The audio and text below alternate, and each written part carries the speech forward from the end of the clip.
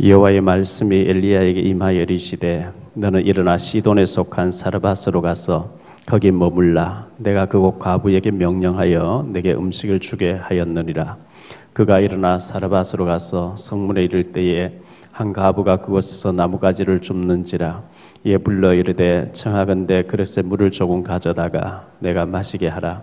그가 가지러 갈 때에 엘리야가 그를 불러 이르되 청하건대 네 손에 떡 한 조각을 내게로 가져오라. 그가 이르되 당신의 하나님 여호와께서 살아계심을 두고 맹세하노니 나는 떡이 없고 다만 통에 가루 한 움큼과 병에 기름 조금뿐이라. 내가 나무가지 둘을 주어다가 나와 내 아들을 위하여 음식을 만들어 먹고 그 후에는 죽으리라. 엘리야 그에게 이르되 두려워하지 말고 가서 내 말대로 하려니와 먼저 그것으로 나를 위하여 작은 떡 한 개를 만들어 내게로 가져오고 그 후에 너와 네 아들을 위하여 만들라.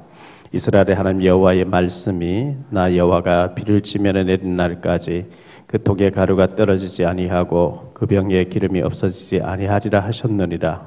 그가 가서 엘리야의 말대로 하였더니 그와 엘리야와 그의 식구가 여러 날 먹었으나 여호와께서 엘리야를 통하여 하신 말씀같이 통에 가루가 떨어지지 아니하고 병에 기름이 없어지지 아니하니라. 이 일 후에 그 집 주인 되는 여인의 아들이 병들어 증세가 심히 위중하다가 숨이 끊어진지라. 여인이 엘리야에게 이르되 하나님의 사람이여 당신이 나와 더불어 무슨 상관이 있기로 내 죄를 생각나게 하려고 또 내 아들을 죽게 하려고 내게 오셨나이까.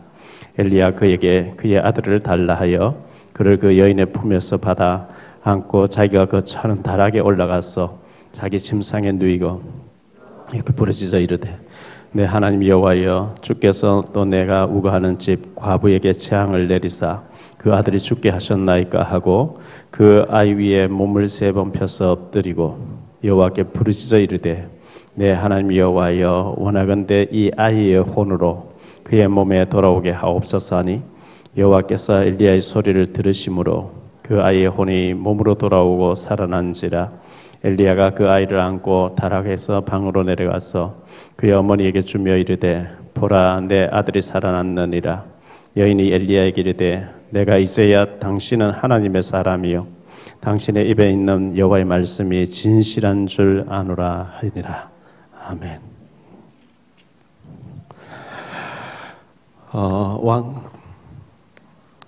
열왕기상 17장 8절로 24절을 보았는데요.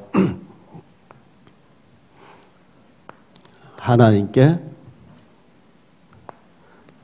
특별하게 쓰임받은 사르밧 과부죠.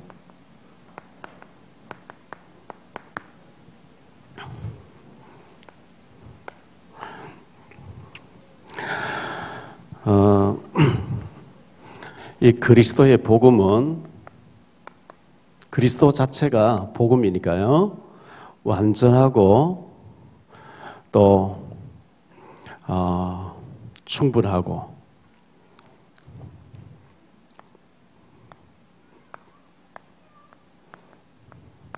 모든 것 되십니다. 여기에 그리스도가 모자란다, 모든 것 되지 않는다 할 때 사단은 그걸 알거든요. 그래 맞아, 다른 거 찾아야 돼, 네 머리 써야 돼, 인본주의 써야 돼, 막 이렇게 나옵니다.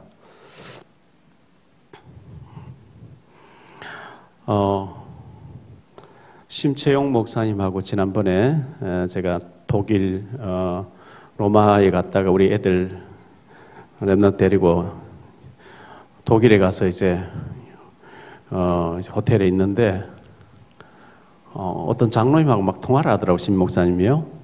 심채용 목사님 계시는 교회의 장로님이었는데 권사님이 자꾸 이제 임마누엘 교회 가자 해서 임마누엘 교회로 가셨는가 봐요. 서울 임마누엘 교회로. 장로님이신데 그 장로님의 애들이 5명이래요. 5명에 장로님과 권사님 7명이죠. 선교대회 하는데 식구 수대로 한 구자씩 이제 700만 원을 해마다 하는가 봐요. 그 장로님 가정에서요. 그래서 혹시 목사님이 보시고 선교사님이 선교대회 꼭 오고 싶은데 돈이 없어서 못 오시는 분이 계시면 선교사 700만 원을 자기 식구 이름으로 내는데 누구를 이렇게 초대하는데 서주시면 좋겠다 하면 돈이 전달되기 때문에 소개하라는 거죠. 그래서 보고 누구 있냐 이렇게 묻길래 미국에 있는 연무선 목사님 좀 해주라 이래가지고 연 목사님 막 통화도 하고 이렇게 했어요. 근데 이번에 연 목사님 오셨는데 지난주에 우리 교회 있었죠. 그런데 선교 총국에 도움 받아서 온 사람 해당이 안 되고 개인적으로 선교비를 못 받아서 개인적으로 그 교회에서 돈을 내고 온 사람은 해당이 된다. 선교 총국에 도움 받고 왔다 이렇게 해서 지원을 못 했는데요. 어쨌든 그 장로님이 자기들 식구들 수대로 해마다 100만 원씩 해서 700만 원을 해마다 선교 헌금 한다는 얘기 들으면서 참 귀하다 제가 이렇게 생각됐어요. 복음 위해서 어쨌든 이렇게 헌신하려고 하고 또 그렇게 살면서도 또 삶도 되어지는 축복이 아니겠어요? 선교사님들 선교지에서 굉장히 어렵거든요. 어려운데 선교대에 나와서 은혜를 받고 이제 막 훈련도 받고 이렇게 해서 들어가니까 굉장히 귀하지 않겠습니까? 어쨌든 우리가 원래 시편 135편 4절에 여호와께서 자기를 위하여 야곱 곧 이스라엘 자기 특별한 소유로 택하서 특별, 이 특별이라는 단어가 다른 세상적으로 말하면 이 특혜가 되는데요. 특혜.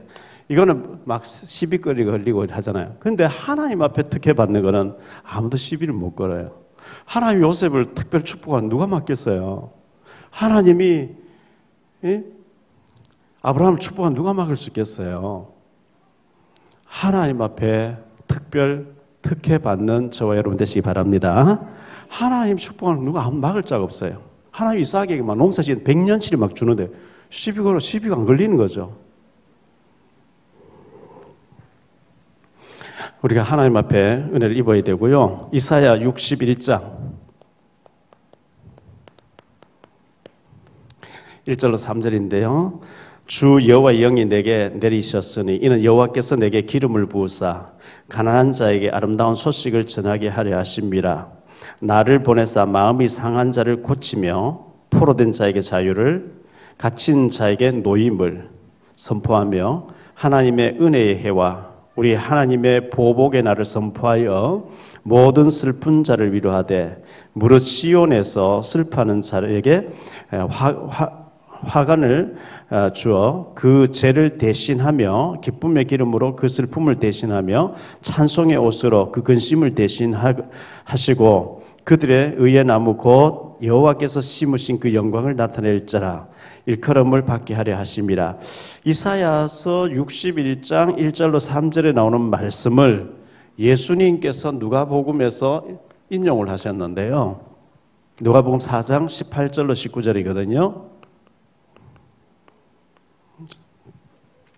예수님께서 이렇게 말씀했어요. 주의 성령이 내게 임하셨으니 이는 가난한 자에게 복음을 전하게 하시려고 내게 기름을 부으시고 나를 보내사 포로된 자에게 자유를 눈먼 자에게 다시 보게 함을 전파하며 눌린 자를 자유케 하며 주의 은혜의 해를 전파하게 하려 하심이라 하였더라. 이렇게 말씀하는데 이 예수님의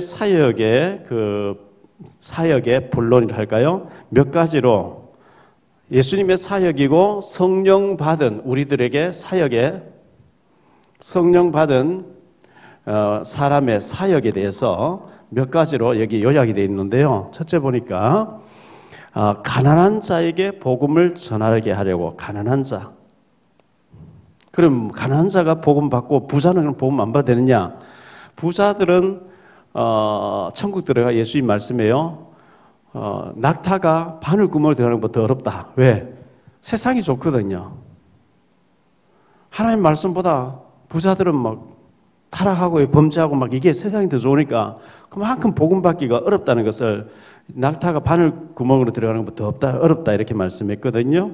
마태복음 5장 3절에 보면 심령이 가난한 자가 복이 있다 이렇게 말씀했는데요.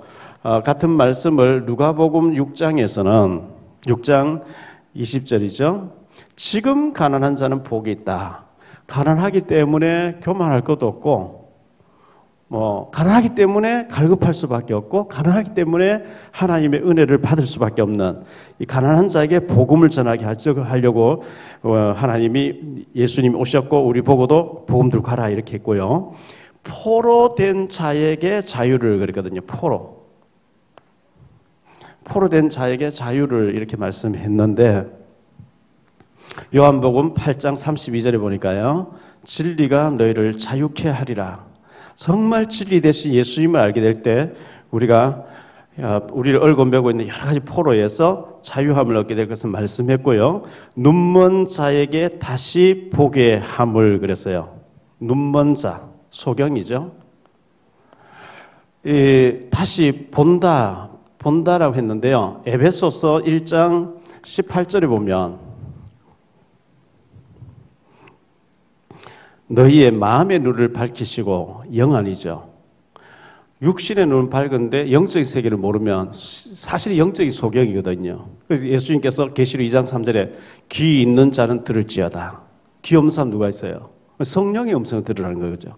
그래서 영안이 열려야 되는 거거든요. 여기 보니까 눌린 자를 자유케 하며, 눌린 자.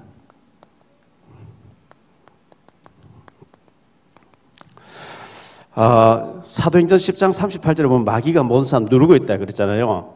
마귀가 모든 사람 누르고 있는데, 로마서 8장 2절에 보니까 예수님을 알게 되고 복음을 알게 되면 운명 사주팔자 모든 이 성령의 법이 죄와 사망의 법에서 너를 해방한다 이렇게 말씀했거든요. 눌림에서 해방받게 되죠. 주의 은혜의 해를 전파하게 하려고, 복음 전파하게 하려고 우리를 불렀대요. 복음 전파. 마가복음 1장 35절에 예수님이 이 땅에 오신 목적이 전도 때문에 오셨다. 38절이죠. 그렇게 말씀했어요. 우리를 전도하라고 불렀다 그랬어요. 3장 14절에 보니까요. 그래서 이게 예수님의 사역이고 부름받은 우리들이 이 일을 해야 되죠. 가난한 자에게 복음을 전하는 일에 쓰임받아야 되고, 포로된 자에게, 지금 사단의 법, 귀신의 법, 운명사주팔자의 법에서 묶여있는 포로된 자에게 복음을 전해서 그 사람 해방시켜주는 거. 소경된, 육신의 눈 뜨고 있는데 영적인 세계를 전혀 모르는 이 사람들에게 우리가 복음을 전해야 되고, 포로된 자에게 복음을 전해서 사람 자유하도록. 북한에 지금 있는 사람을 우리가 만나가지고 그 사람들을 한국을 데려와서 사명자 만들어서 이렇게 재생산하는 것, 그런 것 같이 영적 운명 사주팔자 귀신의 법 잡혀있는 사람에게 복음을 전해서 우리가 해방시켜줄 뿐만 아니라 사명자로 만드는 것, 이것이 우리가 해야 될 일이 아닌가 생각되어집니다.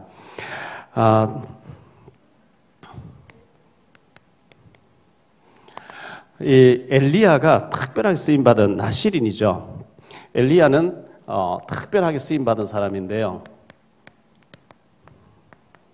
나실인입니다. 나실인이란 말은 구별된 자죠. 민수기 6장입니다.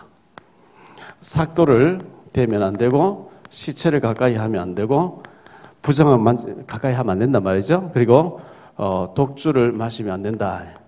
아주 맑은 정신에 하나님의 원하시는 일만 해야 되는 사람이 나실인인데요. 이 나실이로 부름받은 사람들이 사무엘이었죠. 사무엘이었고, 삼손이었고, 엘리야였고, 세례 요한이었거든요.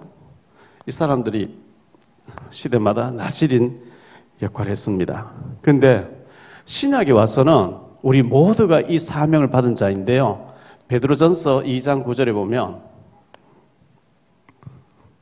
그러나 너희는 택하신 족속이요, 왕같은 제사장들이요, 거룩한 나라요, 그의 소유가 된 백성이니 이는 너희를 어두운 데서 불러내어 그의 기이한 빛에 들어가게 하신 이의 아름다운 덕을 선포하게 하려고 우리를 불렀다. 우리가 신약시대 와서는 왕제사장 선지자 그리스도의 삼직이 우리에게 와 있거든요. 그래서 우리가 영적인 나실인이라는 것을 기억해야 됩니다. 신약시대 와서는요. 자, 이 쓰임 받은 때, 이 시기가 참 중요한데요.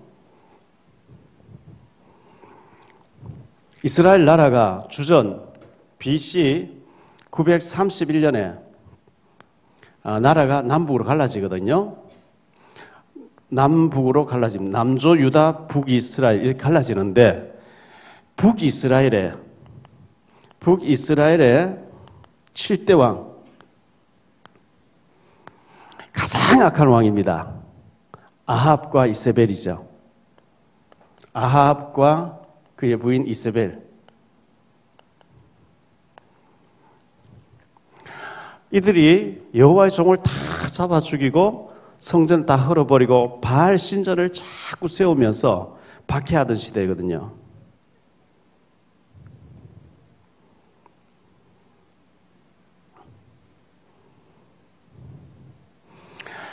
가장 이 타락한 왕, 가장 악한 왕일 때 가장 타락한 왕이죠.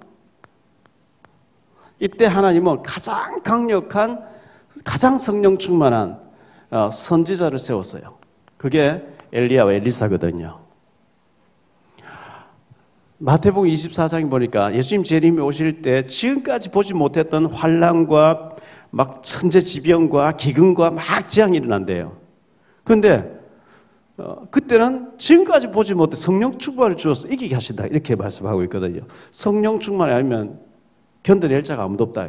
성령 가장 막 그 박해가 많을 때 하나님 가장 성령 충만해서 이기도록 만드시는 것을 보게 되는데 이 이세벨과 아합 임금 가장 타락한 왕이 가장 박해할 때 하나님 가장 강력한 엘리야와 엘리사를 세워가지고 이기도록 만드는 그런 것을 보게 되기 때문에 우리가 문제가 많으면 사건이 많으면 하나님이 성령도 충만해 주어서 이기게 하실 줄 믿습니다. 고린도전서 10장 13절이죠. 우리 감당치 못할 시험당 하나님 허락지 아니하시고 시험당할 줄 피할 길을 내사 능히 감당하게 하신다 그랬어요. 다시 말하면 문제가 많으면 하나님도 계획도 크다고 봐야 돼요. 큰일 할 사람에게 사단은 미리 알고 막 와서 힘 빼는 작업 막 해버려요. 거기서 대부분 주저앉아 버렸나? 나오거든요. 이겨야 돼요. 왜냐하면 예수님이 금식기도 하시고 줄일 때 마귀 와서 먼저 시험했다 그랬거든요. 큰일 할 줄 알고 먼저 박해를 하는 거죠. 요셉이 큰일 할 줄 알고 팔려가게 해서 막 누명 써서 마귀는 죽이려고 하는데 하나님 그걸 전부 선으로 돌려버리거든요.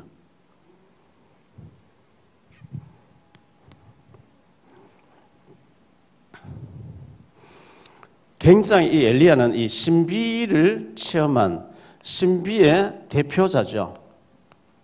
엘리야는 신비를 체험하고 막 기도하면 불이 떨어지는 그런 사람이었거든요. 마태복음 16장 예수님께서 사람들이 나를 누구냐 하니까 세례 요한 같다, 엘리야 같다, 엘리야는 막 기도하면 불이 떨어졌으니까요. 열왕기상 18장에 보니까 열왕기상 18장 엘리야가 850대 1로 싸우잖아요. 46절에 보니까요.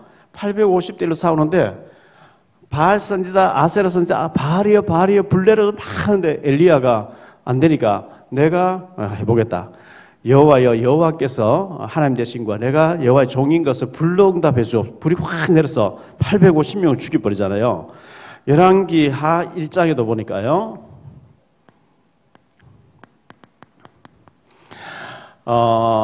아합 왕이 죽고 아하시아가 왕이 됐는데 하나님의 사람이여 당신을 모시고 내려오라 했습니다. 50부장 왔을 때 엘리야가 내가 하나님의 사람 불이 내려 살 때 50명 불타버리죠. 또 50부장 또 와서 하나님의 사람이여 왕이 당신을 모시고 내려오라 했습니다. 엘리야가 내가 하나님의 사람이란 불이 내려와서 너도 살을지라 또 불타버리는 엘리야 하면 이 불을 좋아하는 사람이었거든요. 그런데 열왕기상 19장에 보면 불 가운데 계시지 않고 이렇게 나오죠.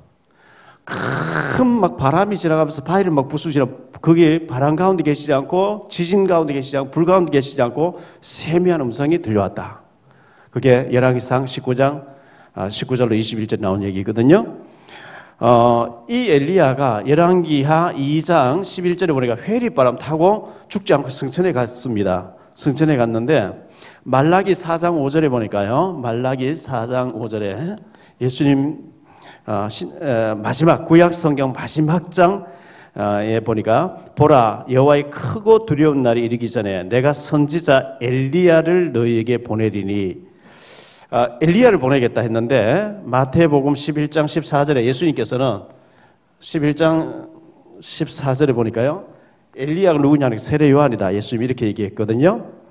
자 어쨌든 이 엘리야가 불을 받은 구약의 불의 사자였고 신비의 대표자였고 이랬던 사람인데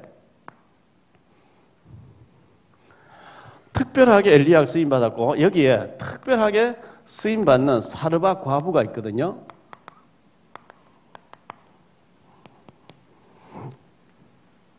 이 사르밧 과부가 일단 결혼을 했습니다. 결혼과 더불어 이제 자녀도 있었죠. 오늘 보니까 아들 얘기 나오잖아요.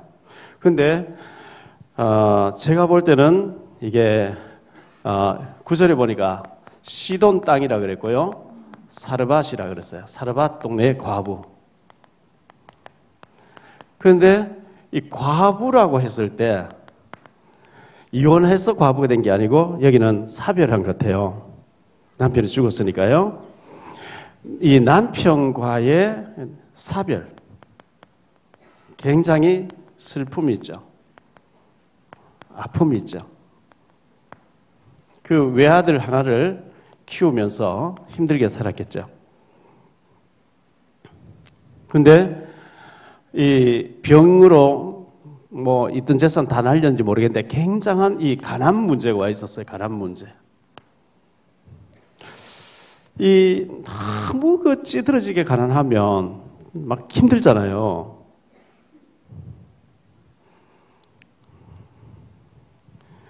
그래서 나뭇가지를 줍고 있는데 그 나뭇가지 주워서 뭐 하려고 하느냐 엘리야가 물으니까요. 마지막으로 가루통에 가루 조금 기름 조금 있는데 마지막으로 빵 하나 구워 먹고 죽으려고 합니다. 죽은 문제까지 와 있어요.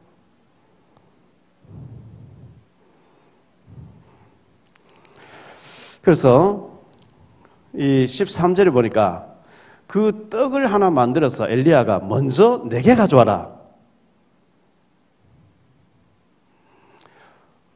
우리가 풍족할 때 뭐 하나 떼주는 거 문제가 안 되잖아요. 마지막 하나를 빵 만들어서 외아들에게 먹이고 죽으려고 하는데 그걸 엘리야가 하나님께 바치는 심정으로 내게 가져와라. 어떻게 이렇게 인정머리가 없고 그럴 수 있습니까? 이렇게 생각할 수 있는 거거든요. 그런데 그게 믿음을 고백할 하나 먹고 죽으면 사실 안 먹고 죽으면 똑같은 거죠. 그걸 하나님께 드려봐라. 하나님이 그 가루통에 가루가 떨어지지 않고 기름 떨어지지 않게 하시겠다고 약속했다. 그걸 이제 14절, 16절에 얘기했거든요.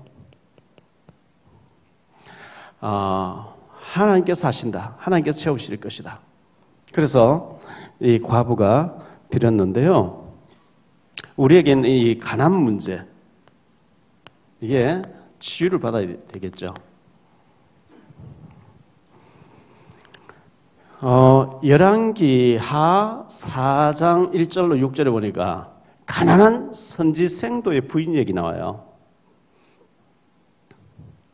남편이 선지학교 가서 신학 공부하는데 병이 들어가지고 뭐 있는 거 없는 거 다 갖다 하다 보니까 빚을 많이 져버리고 남편이 죽어버렸어요. 신학생이 죽었어요.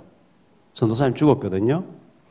근데 빚을 준 사람이 아들 둘이를 종으로 팔아가 갚아라 이렇게 나와요. 아들들이 팔려가야 되는 상황이 됐어요. 그러니까 이 선생도 부인들은 전도사님 부인 되시는 분이 엘리사를 찾아와서 당신이 내 남편 알지 않습니까? 당신의 제자가 아닙니까? 신학 공부하던 사람이 아닙니까? 죽었는데 채무자가 지금 아들 팔아서 갚으라. 그러니까 네 집에 뭐가 있냐? 예, 기름병에 기름 조금밖에 없습니다. 전 재산에 기름 조금밖에 없습니다. 됐다. 이웃집 다니면서 빈 그릇을 잔뜩 빌려와서 문을 걸어 잠가놓고 기름을 부어봐라 그러죠. 부었더니 막 계속 쏟아져 나오는 거죠. 그래서 더 이상 채울 데가 없게 됐을 때 그쳤다 그랬거든요. 그래서 엘리사 찾아가서 기름이 이렇게 많이 나왔습니다 하니까 그걸 팔아서 빚을 갚고 남는 걸 네 생활을 해라 이렇게 얘기했잖아요. 이 가난한 자에게 일어난 일들이었습니다. 누가복음 21장에 보니까 1절로 4절에 예수님께서 성전에 이렇게 들어오셨는데 성전 입구에 헌금함이 있는데 헌금함 옆에 예수님이 앉아가지고 헌금 넣는 걸 다 보신 거죠. 그런데 가난한 과부가 2렙돈, 동전 2개를 넣는데 이 과부가 가장 많은 헌금을 했다 이렇게 칭찬하셨거든요. 그러면서 다른 사람은 다 풍족한 가운데 했지만 이 사람은 자기 생활비 전체를 드렸다. 이제 이렇게 예수님이 칭찬했습니다. 예수님이 축복하시고 예수님이 인정하시면 사실 끝나는 거잖아요.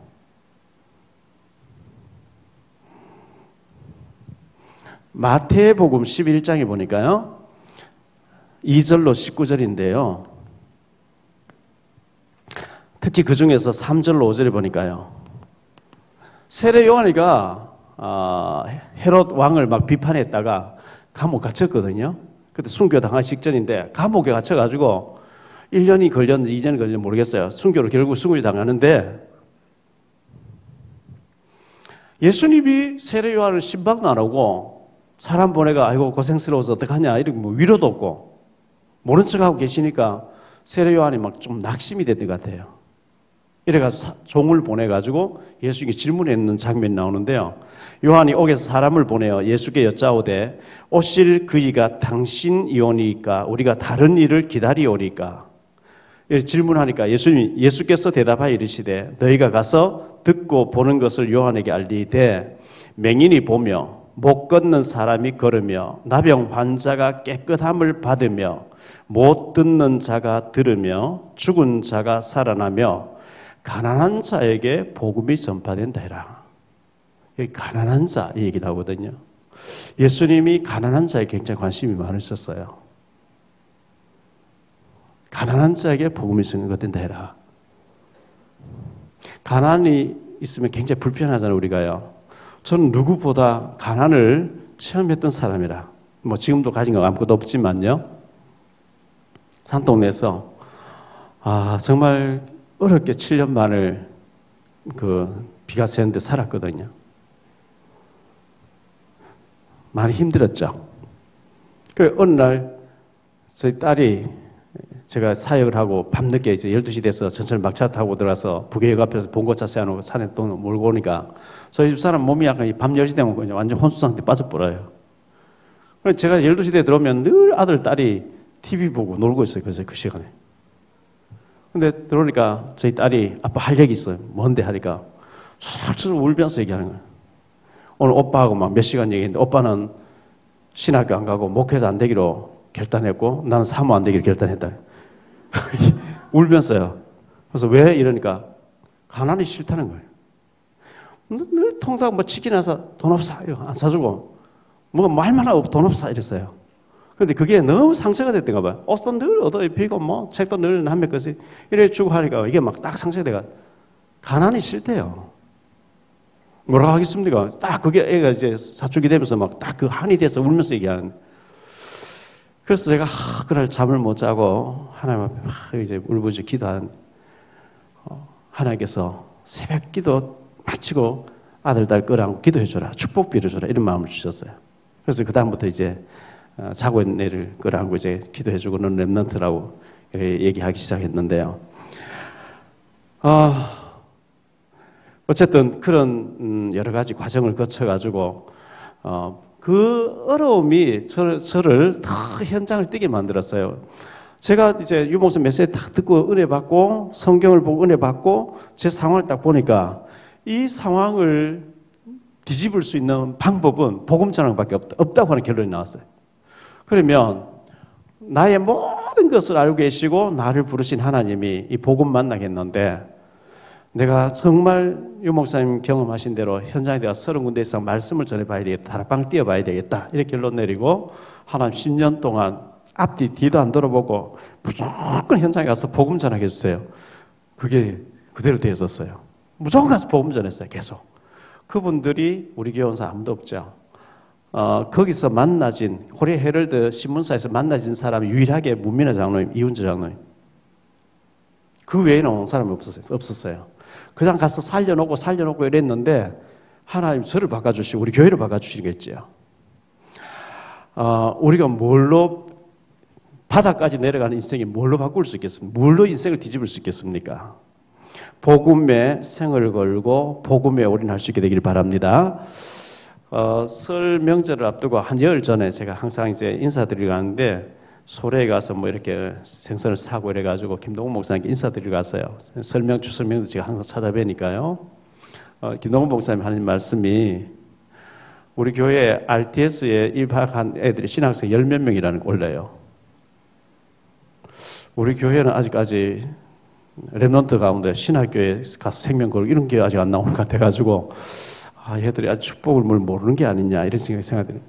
대학 나오고 취직할 수 있는데 그거보다 하나님 일에 쓰임받아야 되겠다 가는 거예요. 제가 볼 때요 앞으로 일본에 선교사도 보내야 되고 할 일이 많아요. 제가 아버지 롱 굿바이 일본 치매에 걸린 사람 작가의 책을 읽어보면서 일본에 가보면 정신병자가 막 집집마다 다 있어요. 거의 다 있다고 봐야 돼요. 일본 사람도 잠을 자도 그냥 이렇게 반달 안 자고 쭈그리고 막 눌려가 이래 자거든. 워낙 귀신 많이 숭배하니까 눌려가지고 TV도 막 전부 귀신 섞이고 귀신이 막 죽어가지고 막 괴롭히는 거지. 전부 그런 거예요. 일본은 선교 안 되고 선교사님 들어간 무덤이라 하는데 진짜 복음 가시면 절대 안 그래요. 김중원 목사님 이번에 좀 설교하고 간증했습니다만은 워낙 한국 사람 모아놓고 하니까 하나님이 확 흩어버리기 위해서 얼음을 줘. 지금 일본 막 현지인들 문이 열리죠. 나고야 이종성 선생님 하는 데 가보니까요. 아예 이분은 일본으로 귀화를 해버렸어요. 일본 선교하기 위해서. 한국 시민권 언제든 딸 수 있으니까요. 바꾸면 되니까. 귀화를 해가지고 일본말로 설교하고 한국 사람 몇 사람 있으니까 한국말 통역하고. 그래 하는데 거기 신학교를 해가지고 일본 현지인을 막 키워내서 막 곳곳에 세우니까요. 일본엔 답이 없고 전부 귀신 숭배하기 때문에 저 지진도 있고 막 사람 불안하거든요. 진짜 이 복음 가지고 일본도 가서 살려내야 되고 중국도 가서 살려내야 되고 캐나다도 가서 살려내야 되고 하거든요. 제가 볼 때 랩런트들 아주 전문가가 돼서 막 자기 분야에 최고 탑에 올라갈 그렇게 아니면 우리 랩런트 가운데 일반 대학 나온 사람들이 신학교 가서 선교사 많이 나와줘야 돼요. 복음 안전하면 안 되고 복음 들고 진짜 이 복음 가지고 나가면 갈 데가 너무 많고 해야 될 일이 너무 많이 있기 때문에 그렇습니다. 자,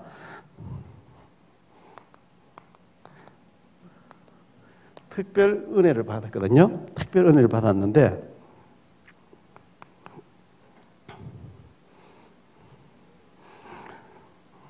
이 하나님 관심이 집중한 곳에 이 흐름을 타는 곳에 우리가 있어야 되겠죠. 그때 그 자리 그곳에 우리가 있어야 되는데요. 자, 3년 6개월 동안 하나님께서 비를 안 주십니다. 기근을 주시고 비를 안 주시는데 그런데 하나님이 엘리야를 사르밧 과부에게 보내가지고 엘리야를 딱 보호하시는데 그 엘리야 하나님의 사람이 지금 너무 이 아합과 이세벨이 타락하니까 이 정권하고 싸우는 사람을 돌보며 섬길 수 있었다. 얼마나 복받은 사람이에요. 하나님에게 특별하게 은혜를 입어가지고 하나님이 쓰는 엘리야 나시린을 모셔놓고 기름병에 기름 떨어지지 않고 가루통에 가루가 떨어지지 않는 특별 은총 속에 있는 이 사르밧 과부하고 지금 반대로 아합 임금 이세벨이 여기서 하나님 사람 다 잡아 죽이는 박해하는 그곳에서 붙어 먹고 사는 사람들 있거든요. 시편 1편에 보면 복을 못 받으면 악인의 비유를 맞추면서 악인에게서 얻어먹어야 된다 그랬거든요. 그 비참한 거예요. 악인 옆에 서서 막 악인에게 김정은 옆에 붙어가지고 막 김정은 잘한다 하면서 얻어먹고 자리 지켜야 돼요. 그건 참 역사에 비참한 거거든요. 저주받는 집안이 그 속에 있으니까요. 그런데 이 교회사에 교회 복음 전하는 사람, 박해하는 사람 속에 붙어서 얻어먹는 사람들 참 비참한 사람이죠. 그 사울 왕이 악신 들려가지고 다윗을 죽이려고 하는데 다윗이 대제사장에 그 제사장에 가서 떡을 이제 받아갔더니만은 도액이라는 사람이 그걸 사울 왕에 보고를 하죠. 그러니까 네가 가서 그 선자를 다 죽이라, 제사장 다 죽이라. 85명을 죽이잖아요. 사울 왕이라고는 귀신 들린 사람에게 붙어가지고 아부하면서 하나님의 종들을 죽이는데 거기 쓰임받는 도액이라는 사람은 저주받는 사람이죠.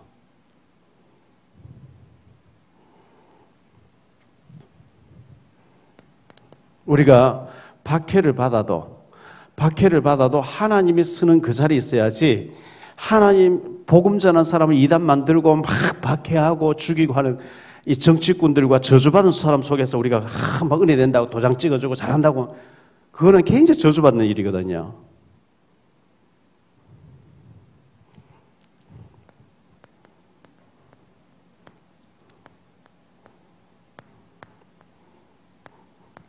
이 과부의 아들, 외아들 하나는 게 죽었어요. 병이 들어가지고요. 죽었다가 살아나는 일이 벌어졌는데요. 17절에 보니까 이 아들이 중한 병이 들었어요. 2일 후에 17절에 2일 후에 그 집 주인 되는 여인의 아들이 병들어 증세가 심히 위중하다가 병이 들어가지고 심히 위중하다 숨이 끊어진지라 죽었어요.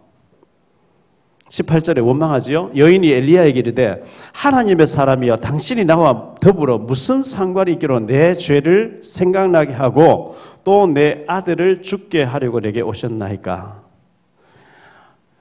아들이 죽으니까 이렇게 원망했어요. 제가 몇 번 얘기했죠. 우르무치라고 저쪽에 중국 신장 위구르족 거기에 가서 합숙훈련하고 난 뒤에 거기는 나무가 하나도 없어요. 나무가 하나도 없어요. 전부 이제 산에 나무 없는 그런 산인데 합숙 끝나고 난 뒤에 저를 구경시켜 줄 때 있다고 한 2시간 타고 갈 거라고 차가 막 몇 대개를 출발해서 가는데요. 막 한 2시간, 3시간 가더라고요. 가더니만은 막 산속으로 올라가는데 나무가 울창한 숲이 있는 거예요.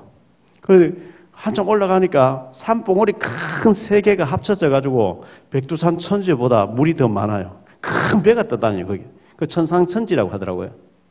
거기 가서 이제 양을 잡아 가지고 양 통째로 막 그 바베큐에서 먹고 막 이렇게 했는데 그 이제 그때 당시 안내한 사람 저한테 얘기해 주는 거죠. 목사님 저기 큰 절이 있죠. 큰 절이 있다.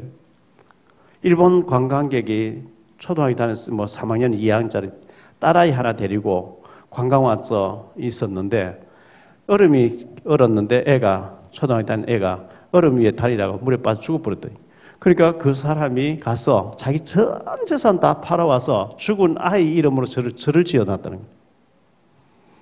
교회에서 여름에 수련하는데 아이 하나 있는 게 수련회 가서 물에 빠져 죽었다. 웬만한 사람 시험 들겠죠. 근데 죽은 아이 이름으로 전 재산 다 팔아서 교회를 지을 만큼 이렇게 축복받아야 되는데 우리가 불교 신자보다 못하면 안 되잖아요. 이번에 바누아투에서 총회장 되신 분하고 그 이제 2인자 되는 뭐 이런 분들이 선교대에 참석했고 합숙훈련 들어왔었거든요. 얘기를 쭉 하는 들어보니까 바누아투 대통령도 이제 이 복음을 받고 부통령 된 사람도 받고 뭐 이래가지고 쭉 얘기하는데요. 그분들이 이제 훈련받고 아프리카까지 다 살리겠다고 하는데 거기에 지난번에 고해륜인가 렘넌트가 대학 새내기 경주에 그 뭐죠 오리엔테이션 하는 데 갔다가 눈이 와서 내려앉아가 죽었잖아요. 그 보상 받아가지고 그 아이의 부모가 바누아투에다가 국립 유치원을 세운 거죠. 그러니까 그 바누아투에 있는 엘리트들 대통령의 뭐 손주들부터 시작해서 엘리트들은 거기에 다 보내니까 엘리트들이 와서 복음 받으면서 유치원에서 자란다는 것은 어릴 때 뭘 집어넣어 보는 거잖아요. 굉장히 중요한 일이거든요. 그래서 그 아이 죽은 아이의 해륜의 죽음이 헛되지 않도록 그렇게 했다는데 우리가 아이가 죽은 데서 하나님 사람을 원망하고 교회를 원망하는 게 아니라 이 사람은 지금 원망하고 있는데요. 정말 불신자보다 불교 신자보다 못해서 안 되고 더 할 수 있는 그런 믿음이 우리에게 있게 되기를 바랍니다. 자, 20절에 보니까요. 엘리야가 하나님 앞에 부르짖었다. 기도했죠. 부르짖었더니 하나님이 그 기도를 들으셨다. 그래서 22절에 그 소리를 들었다. 이제 하나님 응답하시는 거죠. 그래서 애가 살아났습니다. 23절에 애가 살아났거든요.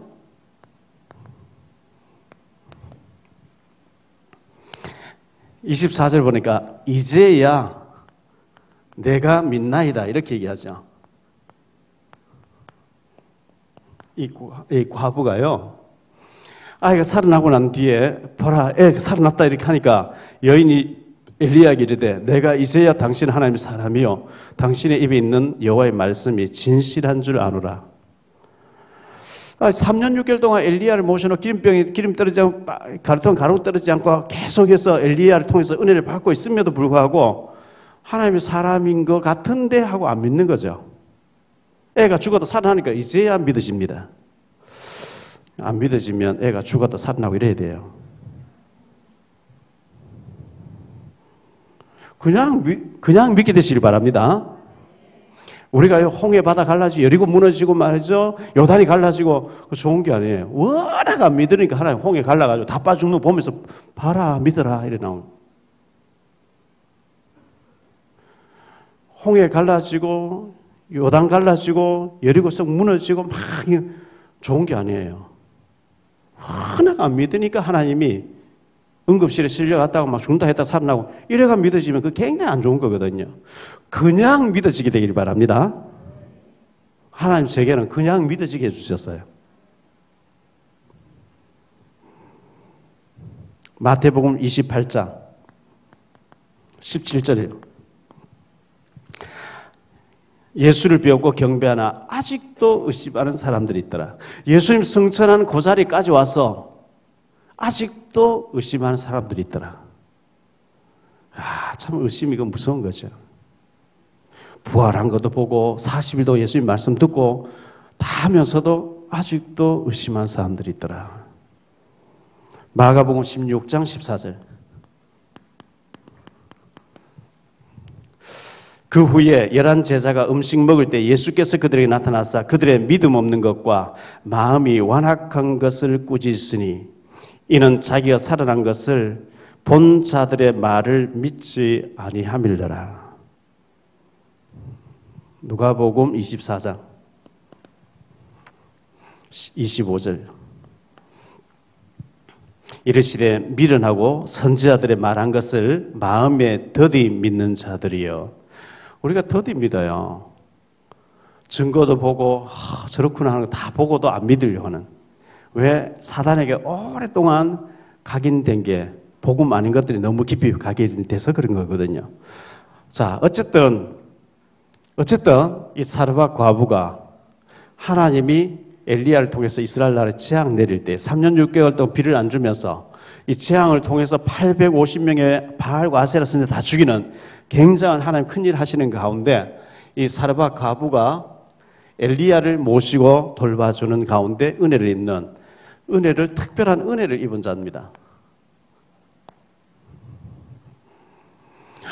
엘리야를 다른 집에 얼마든지 보내가지고 3년 6개월 동안 있게 할 수도 있는데 이 시돈 땅에 있는 사르밧 과부 가난한 사 얼마나 가난했는지요. 아들하고 마지막으로 빵 하나 구워 먹고 죽겠다고 하는 이 죽음 위기에 놓여 있는 이 사람에게 하나님이 엘리야를 보내서 3년 6개월 동안 보호해 주셨고 보호를 받으면서도 기적을 체험하면서 안 믿어지니까 아들 죽었다 살아나는 걸 통해서 믿어지도록 만드는 이 하나님의 은혜입니다.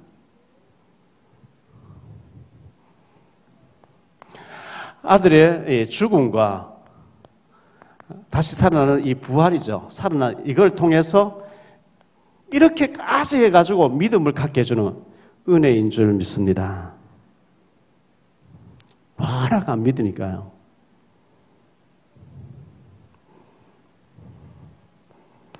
우리가 이 믿음을 가지고 있다는 건 얼마나 축복인지 몰라요. 그래서 히브리서 11장 6절에 믿음이 없이는 기쁘시기 못한다 그랬죠. 요한복음 11장 40절에 네가 믿으면 하나님의 영광을 보리라.